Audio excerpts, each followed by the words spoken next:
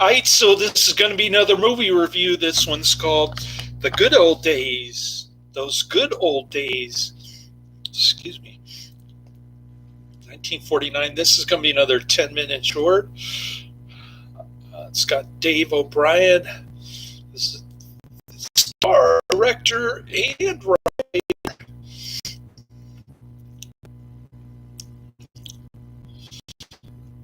He was the crazy piano player on Reefer Madness. He also played Captain Midnight, 15-chapter serial, which may have been Public or Universal. I don't remember.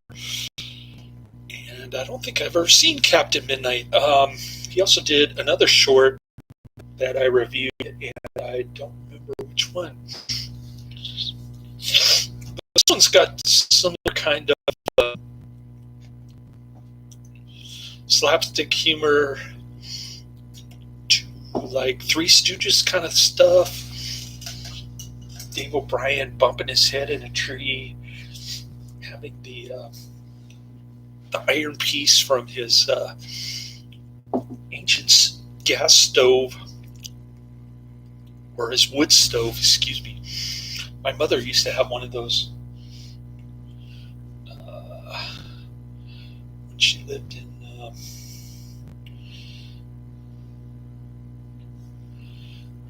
close to Paradise, but it's another town. It's where Tom Selleck lives.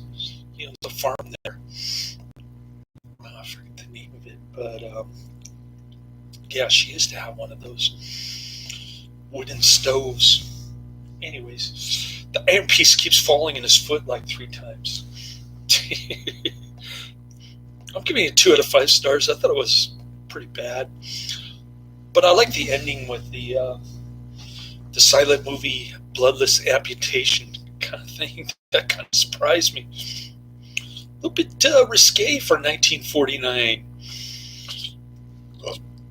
Only gets a 6.2 out of 10. As usual, other people rate this higher than I do with these 10-minute shorts, comedy thingamabobbers. Anyway, it's in black and white, of course. It starts out with it's one of the bonus features on Madame Bovary. Here's the disc. I didn't show it to you in my last video because I was in a hurry to get gas, which is $6.35 a gallon now in Daly City. My son says it's cheaper somewhere else, but it's still $6 everywhere. Whatever Joe Biden did to fight inflation, it failed as usual. Madame Bovary. Is James Mason in there? Which one is James Mason? I can't tell. You tell me. I don't recognize any of these actors. Usually the disc doesn't look like the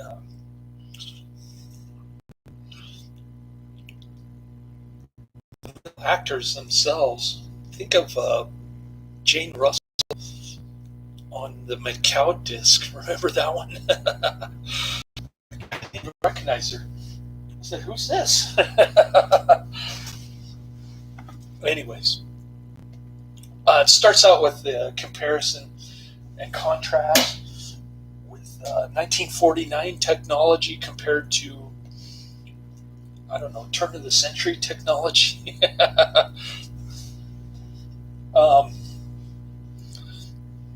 So they compare the watch. He can just pick up the phone and get the time to set his watch, but then rewind about 50 years, and he has to check the cuckoo clock, the alarm clock, and the dresser clock. And they all show different times, so he doesn't know what time it is. All right.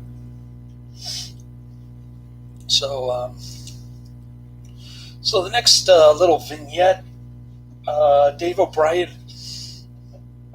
can set the temperature, close his close his window remotely. He can. He's got his electric blanket.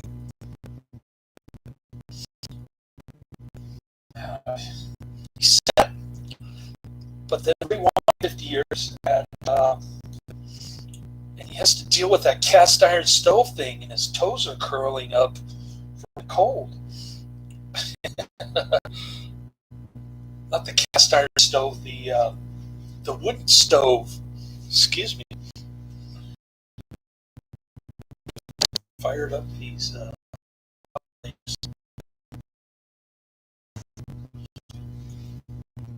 It's got the bacon, MSG, some ranch, Tabasco, but the pretzel butter, and I fried it a little bit on the cast iron skillet. And that's why I was thinking cast iron. Anyways, so he keeps dropping that little iron piece on his foot. Then he climbs up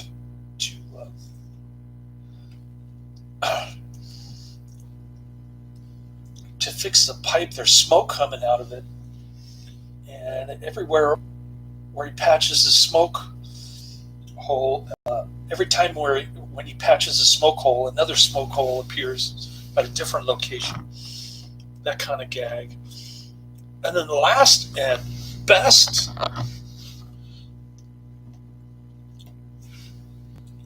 vignette is the comparison of the modern theater to the silent era, I guess.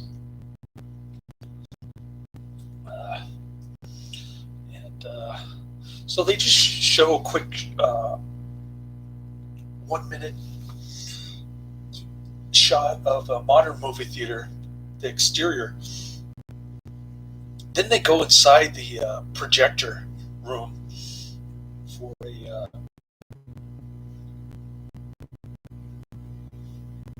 rewind folders, and it's a silent film with an amputation. There's no blood, but it's pretty disturbing. Severed leg, severed arm, and severed head. Then they reattach it back together. And that's pretty much it. There really is no ending to it. It's just 3 separate vignettes. So sorry if I spoiled the ending, but I think it's the best part. Not that I'm saying much, because there's no blood or gore in it, but pretty shocking, Dave O'Brien. You would expect something like that from the crazy piano player in Reefer Madness, though. The narrative in the old days, a watch was often called a turnip because you couldn't get blood out of one or the time out of the other, or vice versa. And I don't have any reviews on it. Storyline. Life in mid-century America is humorously compared to life at the turn of the century. Subject covered are keeping active time, proposing marriage. Oh, I forgot that one. So, waking up in the morning and going to the movies. Okay, so there are 4 vignettes. Excuse me, they crammed 4 of them in 10 minutes. And I forgot about the second one. So David O'Brien's getting a quickie Las Vegas marriage with Britney Spears. She threw up during the marriage ceremony at the drive-through wedding. No, I'm just kidding. Anyways, it's a quickie marriage. Kind of like my first marriage. And rewind about 50 years, and he has to do 10 years of courting. Then he has to practically beg the woman to marry him, but she says yes out of the blue. So pretty good deal for him, I guess. I don't know, she didn't look too attractive to me, but whatever. I got another bonus feature to watch, Outfoxed. So I'm going to try to get 3 in this morning. This Madame Bovary is 1 hour 55 minutes. I need a nap, man. I need a really long nappy poo. But I got to cook him lunch in about an hour and a half. So I'm going to set my alarm for that. So I don't want to fall asleep for like 5 hours and he goes hungry. His mother wants him to go to his sister's high school, his half-sister, excuse me. He always calls her sister, but actually she's his half-sister.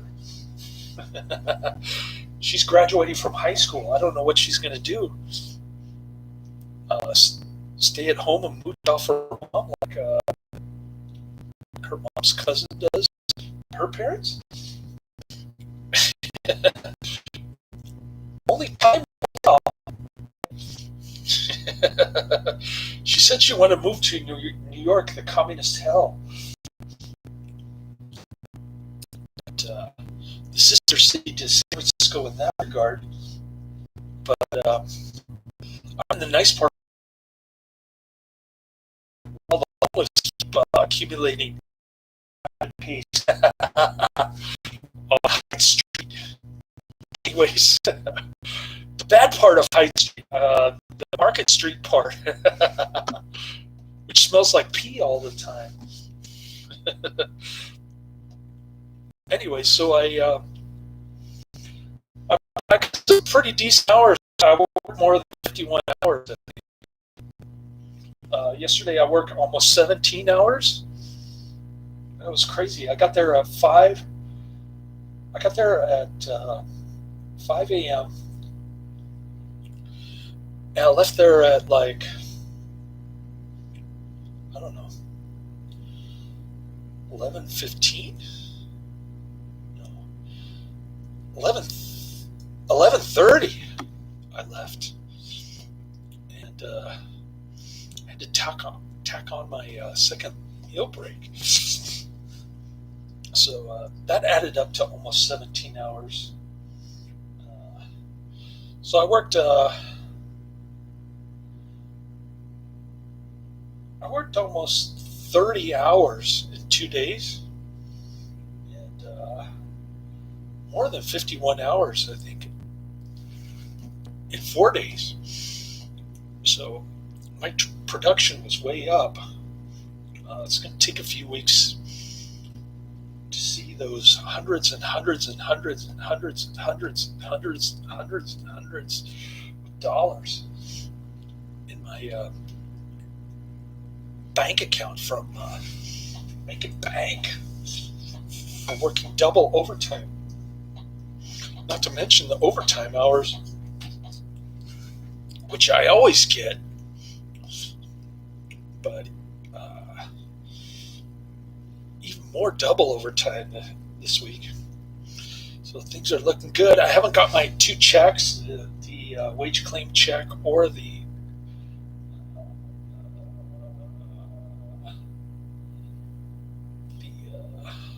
what do you call it? Class action settlement check. That's the words that I'm thinking of. Those are the words that I'm thinking of. Sorry. My brain's a little fried. I did get energy drink this morning, but it's starting to wear off already. I got 6 hours of sleep last night, and then the night before I got 3 hours of sleep. So I'm a little burned out. My right foot hurts, not from carrying multiple 50-pound boxes around San Francisco. But last night I got South Bay route. It was pretty decent. I started at 4:25 and I got back at 11:30. So that was a decent shift.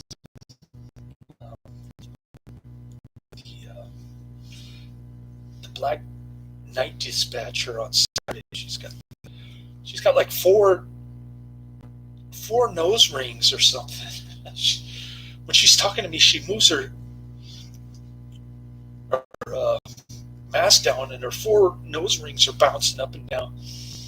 But she gave me a good route. She said it was going to be a good route, and she was right.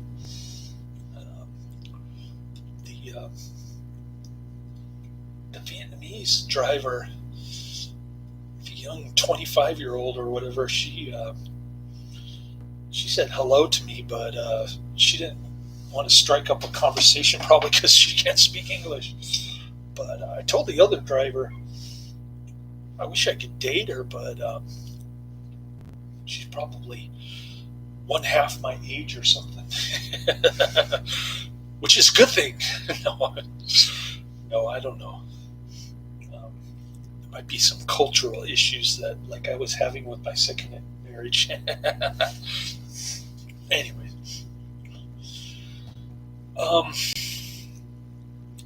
brutal week, man. Mucho trabajo, amigo.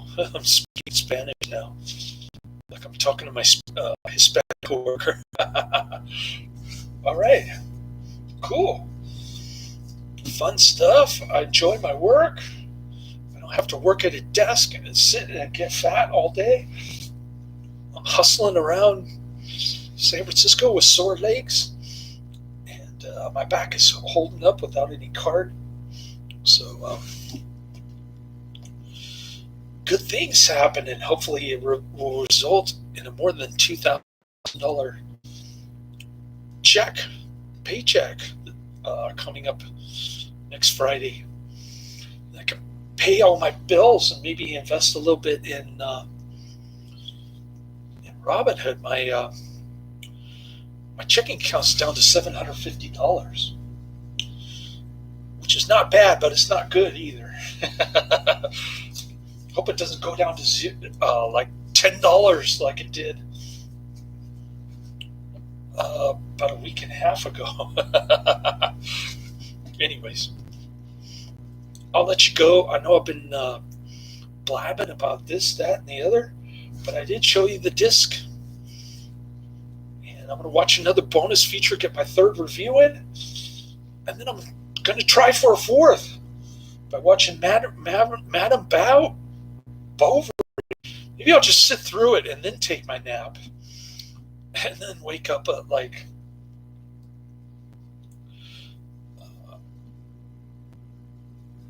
5:30. Take my 2.5-hour nap, much needed. Laters.